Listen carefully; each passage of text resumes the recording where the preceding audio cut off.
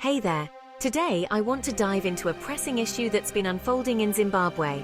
It's about the political prisoners who are fighting for their freedom and their rights. This is a story that needs to be heard, and it's one that's close to my heart. Senator Vongai Tome recently spoke out against the weaponization of law against human rights defenders and political activists. Her voice is one among many calling for justice. But what exactly is going on? Let's break it down. It's been 142 days since Senator Jameson Timber and 63 others were detained. Just think about that, nearly 5 months behind bars without resolution. These individuals are members of the Citizens Coalition for Change, a major opposition party in Zimbabwe. They've been accused of planning protests during the Southern African Development Community (SADC) summit. And it doesn't stop there.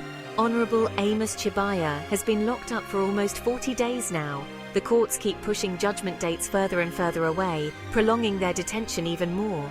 It's a tactic that seems designed to break their spirits, but their resolve remains unshaken. Now let's take a step back and understand the broader picture. The UN has called for the release of over 100 activists detained ahead of the SADC summit. They've highlighted a disturbing trend of shrinking civic space in Zimbabwe. Activists, human rights defenders and political figures are being rounded up, silenced and kept out of the public eye. Zimbabwean opposition figure Job Sikala is another notable case. After spending nearly 2 years in pre-trial detention, he was convicted of inciting public violence. Sikala has been a vocal critic of the government, and his prolonged detention and conviction are viewed by many as blatant attempts to silence dissent. Human rights groups argue that these arrests are politically motivated. They see them as deliberate moves to suppress opposition voices ahead of the upcoming elections. The government, on the other hand, claims that these measures are necessary to maintain public order. But let's be honest, when the space for dissent shrinks this much, can we really call it public order?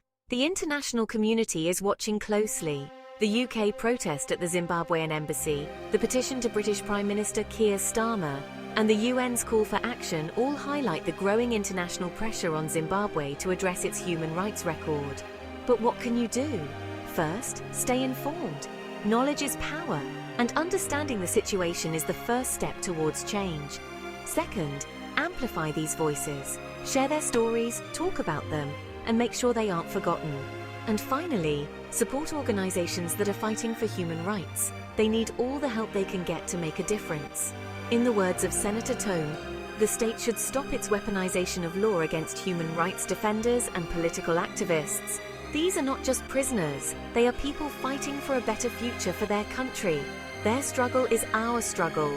Thanks for watching, and don't forget to like, share and subscribe for more updates on human rights issues around the world. Stay informed, stay engaged and keep fighting for justice. Until next time.